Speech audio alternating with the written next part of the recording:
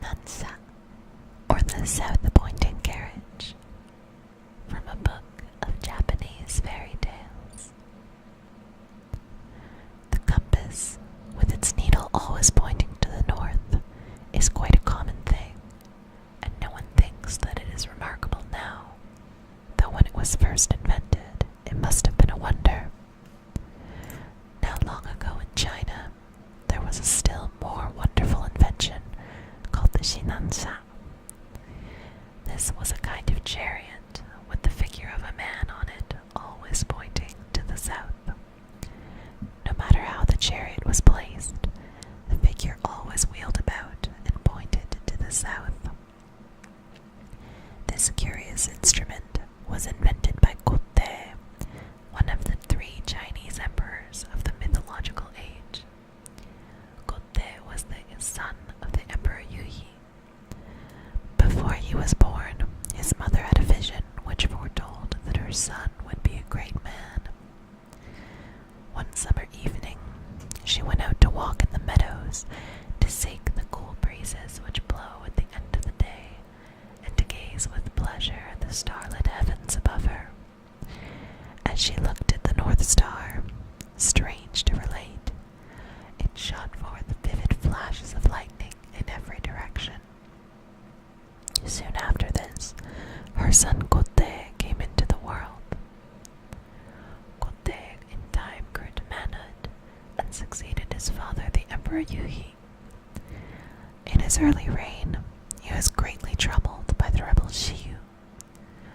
This rebel wanted to make himself king, and many were the battles which he fought to this end. Shiyu was a wicked magician. His head was made of iron, and there was no man that could conquer him. At last, Kotei declared war against the rebel and led his army to battle, and the 2 armies met on a plain called Takuroku.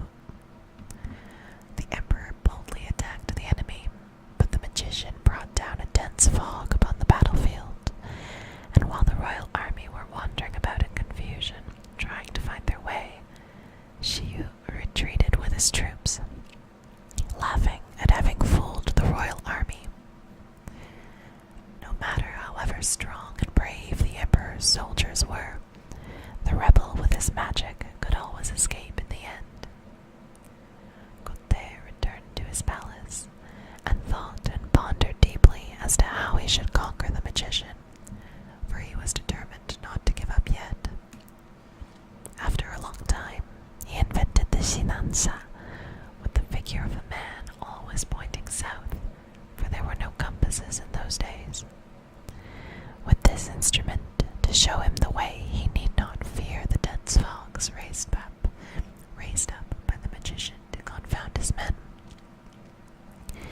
Kotei again declared war against Shiyu.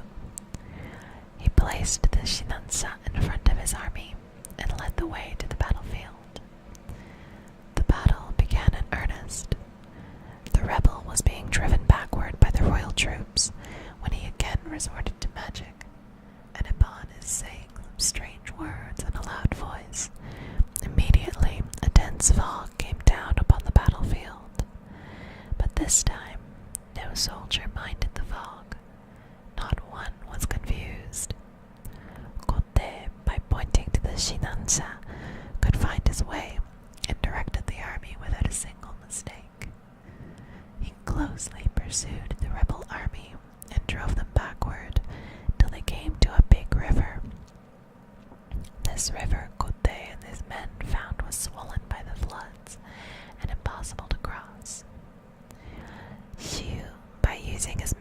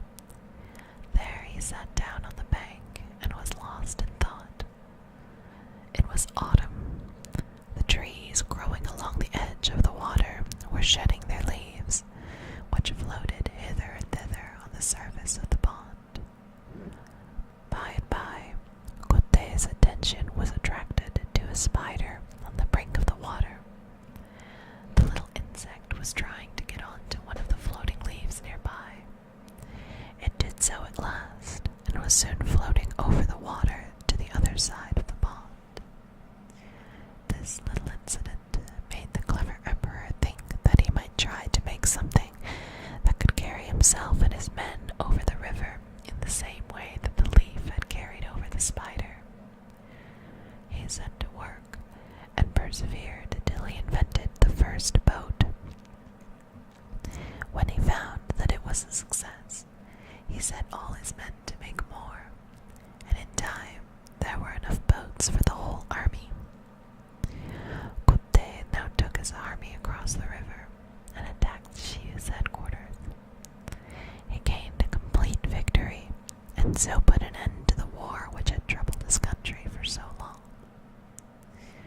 This wise and good emperor did not rest till he had secured peace and prosperity throughout his whole land.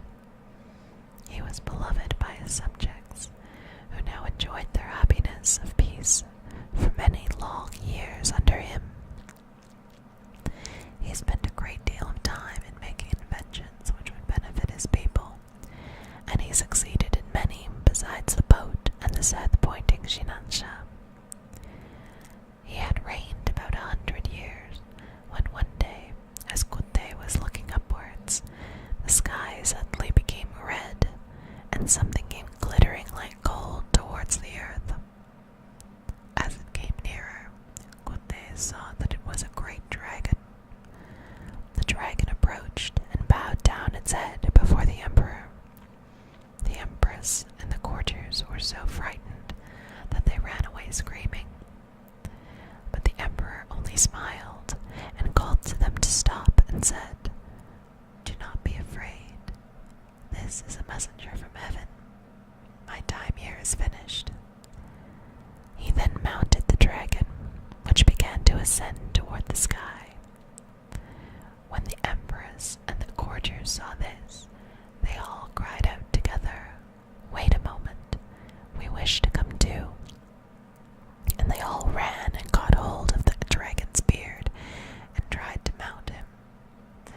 But it was impossible for so many people to ride on the dragon. Several of them hung on to the creature's beard, so that when it tried to mount, the hair was pulled out and they fell to the ground. Meanwhile, the empress and a few of the courtiers were safely